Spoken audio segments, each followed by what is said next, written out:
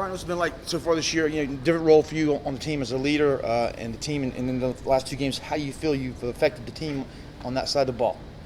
I mean, I just think the defense as a whole has played very well.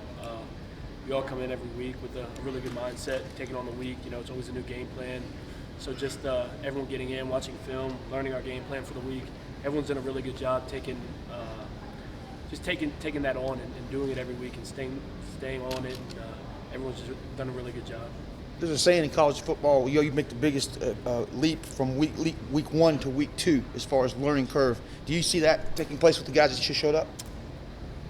I think everyone took the offseason really, really serious and did a really good job of learning their plays. And so I don't think it's a big jump from week 1 to week 2. Just I think everyone came in really prepared week 1, so there's not really a huge jump to be made week 2. Like I said, I think from week 1 to week 2, we have stuff we need to work on, obviously, but as a defensive performance, we play pretty well. And there's not a big drop off from the 1s to the 3s to the whatever. Like everyone continues to play well. Everyone knows what they have to do. Some younger guys make some mistakes that some older guys might not, but everyone does a really good job.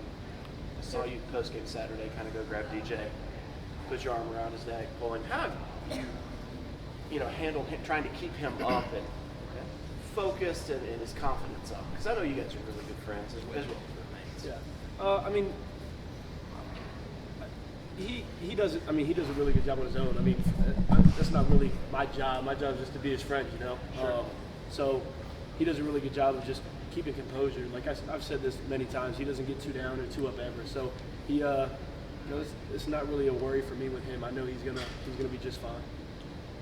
There are a lot of, expectations for the defense coming into this season. You guys haven't given up a point. You played, Georgia and South Carolina State. How, validating is that to now see that on paper versus just kind of talking about it?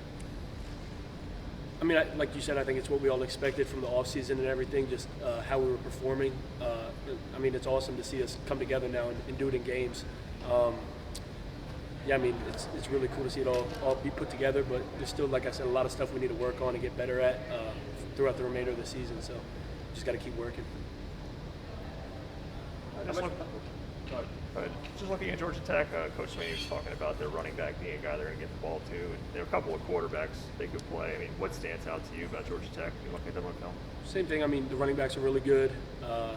Played them last year as a freshman. Both of the running backs are good. But yeah, they have explosive play potential. They're able to make big plays. They're able to break tackles. They're really good players. The receivers, they have some athletes out there. The two quarterbacks are. You saw the other one play last week. They're both, good quarterbacks. They got some weapons. So it's just another challenge. Every team has different challenges. So just kind of honing in on this week's challenges are going to be important for us. What do you remember about last year's game? Is it just a thing where it just kind of snowballed out of control for them and you guys just took over? I think it was kind of, like I said, there wasn't a big drop-off when anybody, when from 1s to whatever, there wasn't a big drop-off. We just kept rolling.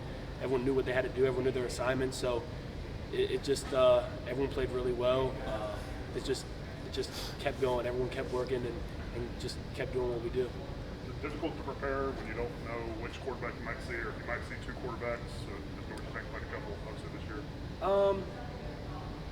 It's more difficult than if it was just one, just because you gotta kind of game plan for both of them. They both have different tendencies. So instead of just game planning on one guy who you're going to see the whole game, you got to kind of focus on both of them. And like I said, they both do different things. Some maybe better than the others. So it's just a kind of another challenge to look at this week. Bryan, I think you guys in Georgia are the only two teams in the country that have not yet allowed an offensive touchdown. Probably doesn't hold for the entirety of the season, but how much pride are you guys taking in that streak right now? I wouldn't say just in that streak, but just in general, just playing good defense. Just playing good defense is really important to us, and if that means they don't score, then great. But just for us we have goals set every week or throughout the whole season, just goals that we try to hit, and so just to play good defense and probably let up a touchdown throughout the whole season, but just to continue to keep working at everything on the defensive side of the ball and doing what we can. when the backups got the goal line stand down there, what were you guys doing, and how excited were you for them to keep it going? Yeah, I mean, that's like, we see everybody out here practicing. Everyone works the same. Everyone does the same stuff. So, I mean, I would expect nothing less from them. They practice just like we do and everything like that. So, I mean, I was super excited, but just like I said, I wouldn't expect anything less from them. We were talking to Rook yesterday, and he was talking about 6 in the morning on Tuesdays, you guys doing like explosion drills, get off the line of scrimmage, and he says that he thinks he's the fastest guy. But No, obviously, how would you describe those workouts and what that was like competing against each other? I mean, the D line this whole off season, we were just super competitive with each other, and just iron sharpens iron. We'd be in here every day. It made workouts just seem like fun. Like we were just competing with each other. It was a lot of fun. So, it didn't even seem like you were really working out. We'd be, like you said, we'd have chains on and doing sprints and stuff, just all racing. And the whole D line is really competitive. It's a really competitive group. So the D ends, the D tackles, everybody. We all loved competing this off season.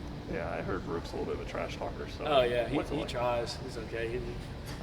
I'll let him say what he has to say. Bryan, your teammate there from Maryland, Trey Williams. What are you seeing Trey this year? And he's got himself healthier. Seems to get in there and get into rotation. Are you seeing Trey develop like you thought you would? Yeah, Trey's a super good athlete. He's super twitchy. He had some struggles last year with some injuries. Just gave him more time to learn the playbook and do all that kind of stuff. So just him, he's doing exactly what I thought he would this year. Just he's explosive. He can make big plays. He's super fast, super athletic, big strong guy. So yeah. Going back to getting off the line fast, what does it take, or what do you look for? Are there tendencies or things, or do you look at the ball? What do you do to try to get off the line fast? It just depends for me. Sometimes it'll just depend. I mean, there's different things with every team that kind of gives me cues on when to go, and I can't give out my secrets, but there's different stuff for every team that kind of gives me an idea of when I'm going to have that jump on the ball, or different things to look at with every team. So. Dabo said he felt like last year you got by a lot just on your sheer talent, whereas this year you've added technique to that. Do you feel that yourself and more comfortable now in year two? Yeah, definitely. Last year was just kind of it just felt like looking back on film and stuff, I'm like, oh my gosh, what was I doing? So just looking back on all that now, and this offseason has been really good for me technique-wise and all that kind of stuff, learning just more about football than I did last year. It makes the game a lot easier. So, that's helped me a lot. What's the biggest improvement you feel like you've made in that area? Probably my run game. Playing against the run. I struggled last year against the run, and I've done a much better job this year with it. Former players, they've told me that you remind them of Michael Dean Perry, the way you get off the snap like you do. Have you watched film on Michael Dean? Have you seen that and what they're talking about? I've seen some of his highlight tapes.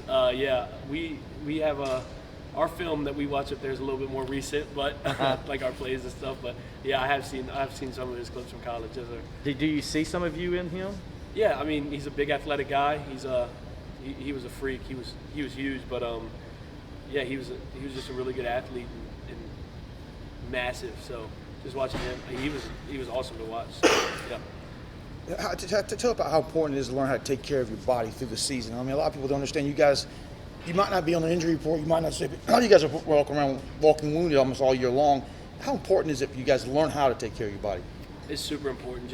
We have all the resources we need here. So if it's getting treatment or just doing recovery work, prehab, all that kind of stuff. The season, it's a long season, and I think some of the guys who just come in don't really realize that yet. So once you start getting a little banged up throughout midseason and that kind of stuff, just being in there and doing everything you can just to keep your body in the best possible shape for the rest of the season is super important. Last year, freshman year, you played in front of no crowds, quarter crowds. What was it like Saturday coming in the bus around the stadium and seeing and hearing the crowd running down the hill finally in full stadium? It was awesome. That in the first game, it was super different than last year. Like you said, it was kind of weird last year just playing in front of nobody or a limited amount of fans, and now seeing the stadium packed. Definitely, like, you get little butterflies running out in front of all those people, but it was, you get so much, you feed so much off the crowd and the energy in Death Valley. So that was awesome.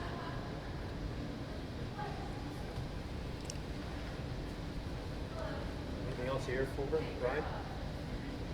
Anything on Zoom for Bryan? Hey Brian, Trevor Gross from CUTigers.com. What was it like having Tyler Davis playing beside you on Saturday?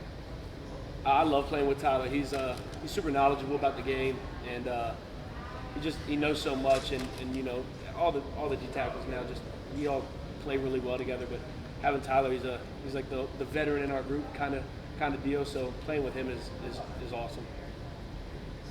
And it looks like Georgia Tech has kind of a three-headed monster at running back. Three kind of different skill sets. They like to use Gibbs in a lot of different ways. What did you see from them on film, and how much of a challenge will they be? All the running backs are able to make explosive plays. They're all, like you said, better at different things. It's just like there's week to week different challenges, and this is the one with Georgia Tech. Their running backs are really good, so just gotta hone in on the game plan and just do what we can to shut it down. Thanks, Brian. Anything else on Zoom for Bryan? All right. Thank you, Bryan. Thank you, Brian.